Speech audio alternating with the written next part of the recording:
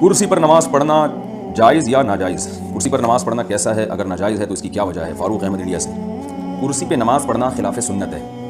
रसूलुल्लाह सल्लल्लाहु अलैहि वसल्लम की जब तबीयत ख़राब हुई, आप बीमार हुए, तो आप सल्लल्लाहु अलैहि वसल्लम ने ज़मीन पर बैठ के नमाज़ पढ़ाई है। इस पर पूरी उम्मत का इजमा है कि अगर आपकी तबीयत ख़राब हो, आप ज़मीन पर बैठ के नमाज़ पढ़ें, और अगर आपसे घुटने मोड़े नहीं जा रहे तो आप पाँव को किबला रुख कर लें। यानी ऐसी सूरत में पाँव को किबला रुख करने में कोई हर्ज नहीं। हमने बड़े बड़े उलमा को देखा है, बड़े बड़े बुजुर्गान दीन को देखा है कि जब उनकी तबीयत ख़राब होती थी वो ज़मीन पर बैठ के पाँव बिल्कुल किबले की तरफ फैला लिया करते थे, क्योंकि उनके लिए पाँव को फोल्ड करना, टांगों को फोल्ड करना मुश्किल था।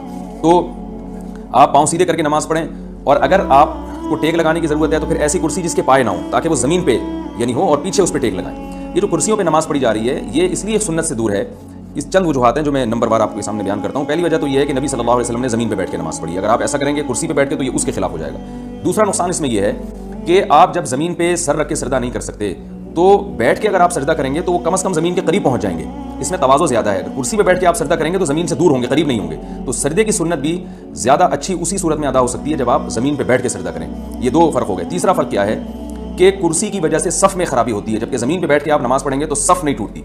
कुर्सी अगर आप सफ़ में रख लें तो आप देखें कि वो जो कुर्सी पे बैठे हुए साहब हैं उनकी टांगें आगे जा रही होती हैं, और सफ़ तो बनती है एड़ियों से, तो सबकी एड़ियाँ एक लाइन में है, और कुर्सी पे बैठे हुए साहब हैं उनकी एड़ी आगे होती है। ये तीसरा नुकसान है। चौथा नुकसान ये है कि कुर्सी की वजह से सफ़ों को सीधा करना बहुत मुश्किल होता है। अब किसी के दरमियान में कुर्सी रखी हुई है, कोई साहब थोड़ा सा बाएं हो गए तो बैठा हुआ आदमी तो खिसक जाएगा, लेकिन कुर्सी वाले को पूरी कुर्सी उठाना और फिर उसको साइड पे ले जाना बड़ा मुश्किल होता है। इसी वजह से हमने देखा है कि वो बाज़ दफ़ा सफ़ों में जगह खाली होती है और वो जो नमाजी हैं वो कुर्सी पे बैठे हुए होते हैं और दरमियान में जगह खाली रह जाती है, सफ़ बन नहीं पाती है। पाँचवा नुकसान ये है कि ये मस्जिद के इकराम के भी खिलाफ है। बल्कि इससे पहले मैं बताऊंगा, इसमें गैर मुस्लिमों की मुशाबहत भी है। जो गैर मुस्लिमों की जो इबादत गाहें हैं उनमें मेज़ और कुर्सियाँ हुआ करती हैं। आप चर्च जाएँ, उसमें डेस्क रखे हुए होते हैं, वहाँ बैठ के लोग इबादत कर रहे होते हैं। 1000 साल से ज़्यादा हो गया, 1400 साल हो गए, मुसलमानों की मस्जिदें हमेशा सादा होती है, उसमें फर्नीचर नहीं होता। तो अब मस्जिदों में भी फर्नीचर आना शुरू हो गया है, तो इसमें गैर मुस्लिमों की मुशाबहत भी है। और छठा फ़र्क ये है, छठा नुकसान कुर्सियों में ये है कि कुर्सियों पे बैठ के जो यानी इसमें मस्जिद की बेइकरामी है। मस्जिद की बेइकरामी इसलिए है कि आपको पता है हमारे यहाँ कुछ तमीज़ थोड़ा सा मार्केट से कुछ शार्टी है। जब कुर्सी से लोग उठते हैं तो उसको सीधा करके एक जगह भी नहीं रखते, जहाँ पड़ी है वहीं की वहीं छोड़ के चले जाते हैं। 2-4 लोग होते हैं जिनको अब्बा दादा से कुछ बहुत ज़्यादा उन्हें तमीज़ सीखी होती है, वो ज़रा सलीके से कोने में रख के चले जाएंगे, लेकिन अक्सर लोग कुर्सियों को ऐसे ही छोड़ के चले जाते हैं। और घुटनों की बीमारी बहुत तेज़ी से फैल रही है।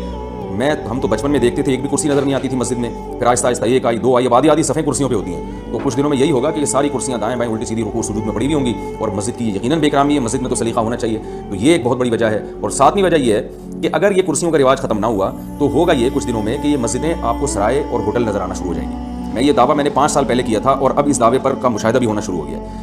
मैंने 5-6 साल पहले ये बयान किया था कि आप देखिएगा कुछ वक्त के बाद ऐसा होगा कि कुर्सियाँ रखी हुई होंगी, लोग उन कुर्सियों पर बैठे हुए होंगे, और सामने मेज़ रखी हुई होगी और चाय और कहवे चल रहे होंगे। बिल्कुल वो माहौल होगा जो होटलों का माहौल होता है, क्योंकि जब कुर्सियाँ आ गई तो फिर जाहिर है फिर सेहतमंद लोग भी उन पर बैठेंगे।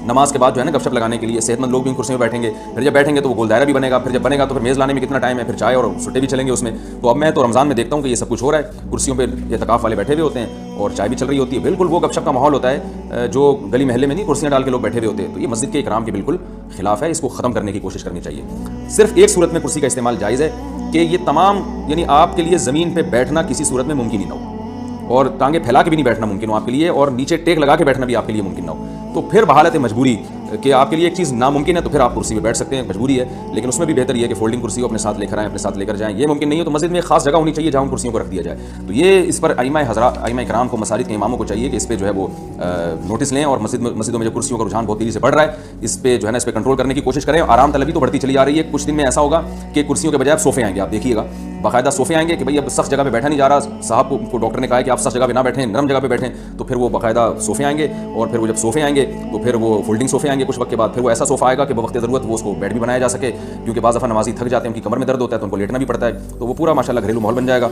आपको घर जाने की ज़रूरत नहीं रहेगी।